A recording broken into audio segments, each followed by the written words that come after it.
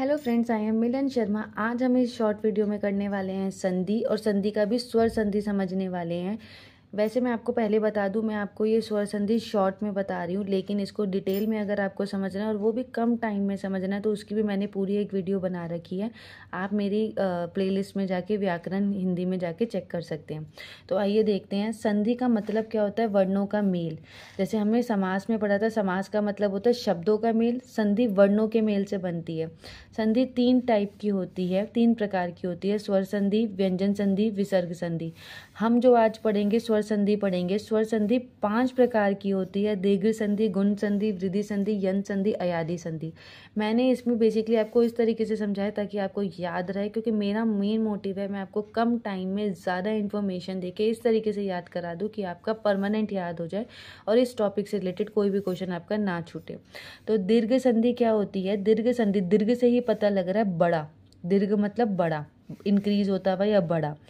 तो ये किस किस पे अप्लाई होती है? आ पे, ई पे, ऊ पे। तो पहले ये याद रखना है, ऐसे याद रख लो। आ अनार चालू होता है स्वर का, आ ई ऊ। तो इसका मतलब है चाहे आप छोटा आ जोड़ो, छोटे आ में बड़ा आ जोड़ो, बड़े आ में बड़ा आ जोड़ो, बड़े आ में छोटा आ जोड़ो, हमेशा बड़ा आ आएगा। सेम यही ई पे अप्लाई होगा। छोटी ई, बड़ी ई कुछ भी जोड़ो, बड़ी ई आएगी। छोटा ऊ, बड़ा ऊ कुछ भी जोड़ो, बड़ा ऊ आएगा। सेम इसी तरीके से, इसलिए मैंने बार बार नहीं लिखा। उसके बाद गुण संधि में आ, ई, आ, उ, आ, री। आ तो आएगा ही, ई उ री पे स्टार्ट अप्लाई होती है। तो आ में ई जोड़ेंगे तो अगला याद रखो ए आएगा। आ में ऊ जोड़ेंगे तो ओ आएगा। आ में री जोड़ेंगे तो अर आएगा। इसको याद करने का तरीका ई, ए बना, अगला ए आता है ओ, तो ओ की आवाज़ से ओ बन रहा है। री तो अर से ही बनता है। वृद्धि संधि क्या है?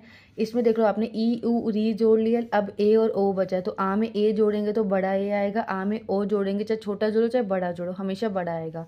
इसको याद करने का तरीका है, वृद्धि संधि हमेशा बढ़ती हुई होती है, तो इसलिए बड़ा ए बड़ा ओ आ रहा है। यहाँ पे ऐसा नहीं है, यहाँ छोटा ए छोटा ओ और अर आ रहा है। यन संधि में क्या? अब आप देखो, आप आ ई ऊ ये सब यूज कर सके, तो अब इसलिए ई की बात है। ई या छोटी या बड़ी ई में कोई भी स्वर जोड़ो या बनेगा।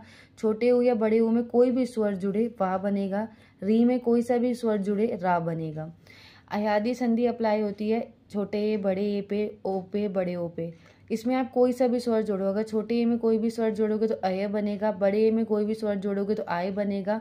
ओ में कोई भी स्वर जोड़ोगे तो अव बनेगा। औ में बड़ा कोई भी स्वर जोड़ोगे तो आप बनेगा। ये मैंने आपको स्मॉल डिटेल में बताया। अगर आपको विद एग्जाम्पल समझना है तो उसके लिए आपको जाके मेरी वीडियो देखनी पड़ेगी, आपको बहुत अच्छे से समझ आएगी। लेकिन अगर आपको बहुत ही कम टाइम में समझना है क्या क्या होता है, इसमें भी मुझे पता कुछ क्वेरी रहेगी होगी, तो वीडियो में जाके ज़रूर देखिए।